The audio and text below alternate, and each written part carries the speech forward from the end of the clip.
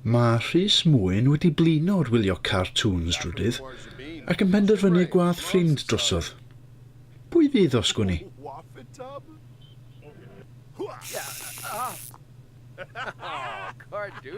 O na, dim dewi llwyd. Be tysa Rhys Mwyn yn landlord ar blasty mawr? A be tysa fo'n gwadd Mary Lovegreen, Shane Williams a Mary Hughes I fyw efo fo? Hei, mae'n tryfad be da ni'n fodlon gwneud, Mwyn Byw.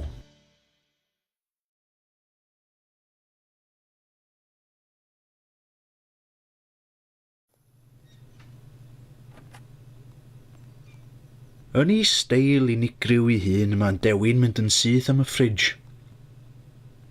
Di Rhys ddim yn hapus. Oedd o'n edrych ymlaen at y caws pobi na. Oedd hwn yn gamgymeriad, dydwch. Yn y cyfamser, mae Mary Lovegreen wrthi'n dysgu'r gitar.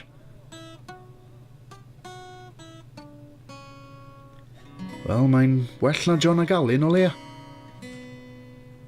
Ond surprise, surprise, dydy Shane Williams ddim yn hapus. Oedd o'i fyny tan 4 o gloch y bore neithiwr yn chwarae Call of Duty efo Ieuan Evans. Efo pawb yn y gwaith, does gan Mary nunlla I droi am gysur. Nunlla hynny yw o'n I bai am y soffa lle mae dewi llwyd I plannu hyn.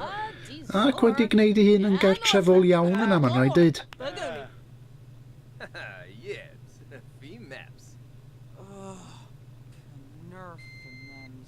Ac efo Mary Hughes hefyd yn depressed ar ôl diwrnod caled arall yn y clwbiau comedi, dim ond un ffordd allan nhw anghofio am ei problema. Sesiwn go hegar y mar preifat Rhys Mwyn, efo maestro llwyd ar yr Eiforis. Ond pan fo Rhys Mwyn yn cyrraedd adran anisgwl, mae pethau'n mynd o ddrwg I waith I Mary Hughes. Ac mae hyd yn oed dewi llwyd yn cael pryd o dafod. Ar ôl popeth mae o a Rhys di mynd drwyddyn nhw dros y blynyddoedd.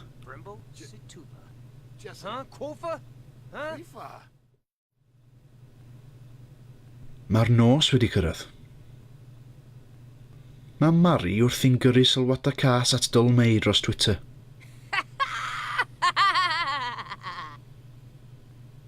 Ac mae dewi llwyd dal yna. Y parti drosodd mae'n cynnal barbecue bach i'w hunan, ac yna'n penderfynu bod o ddim yn llwglyd ac yn gadael y bwyd ar lawr, fatha nifal. I orffan y diwrnod mewn steil, mae'n cysgu'n gwely Rhys Mwyn. Mae Rhys, fel chitha dwi'n siŵr, yn gwybod bod hi'n beth peryclus iawn deffro dewi llwyd, ac felly... Druan ar Rhys Mwyn.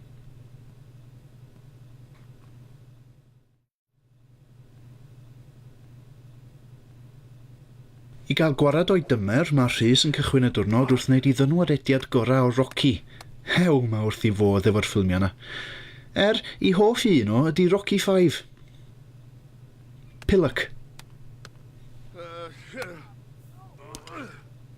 Mae Dewi'n gwadd Mary a Shane I barbecue bach ar y to, ond di o ddim yn deud wrthyn nhw'n syth bod y bwyd I bod yn gorwedd ar y llawr dros nos, waith. A pan maen nhw'n ffeindio allan, mae pethau mynd, wel, braidd yn Horlicks.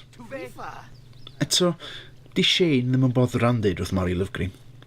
Sbiwch arni mwynhau I bwyd. Efo'r tŷ'n wag, does bosib y bysa dewi llwyd yn aros yna, ac felly, ar awgrym Mary Hughes, mae'r criw yn sleifio I ffwrdd i'r pub.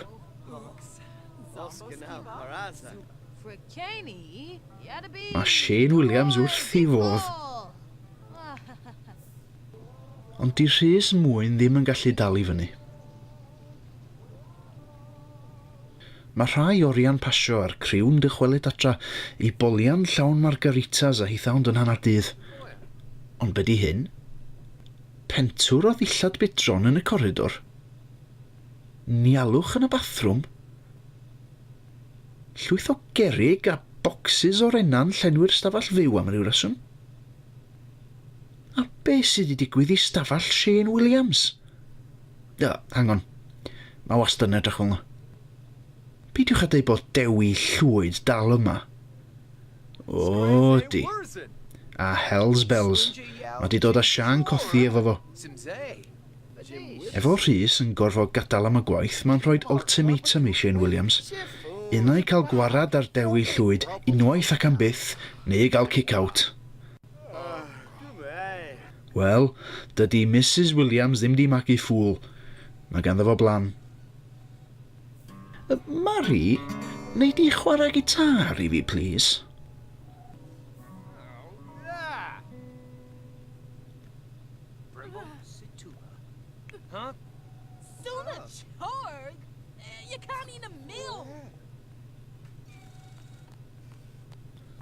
Wel, does neb yn gallu byw drwy hwnna.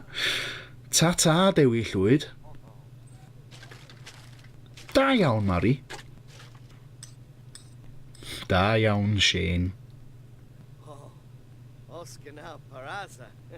Ac erbyn i Rhys Mwyn gyrraedd adra, mae bob un dim yn ôl yn ei le, ac mae lle i ddiolch i Shane Williams am unwaith. Oh, Mwyn by name, Mwyn by nature. Ond mae yna un peth bach nath Shane anghofio.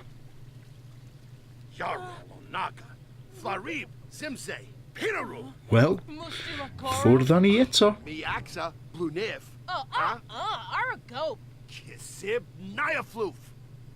Bosib,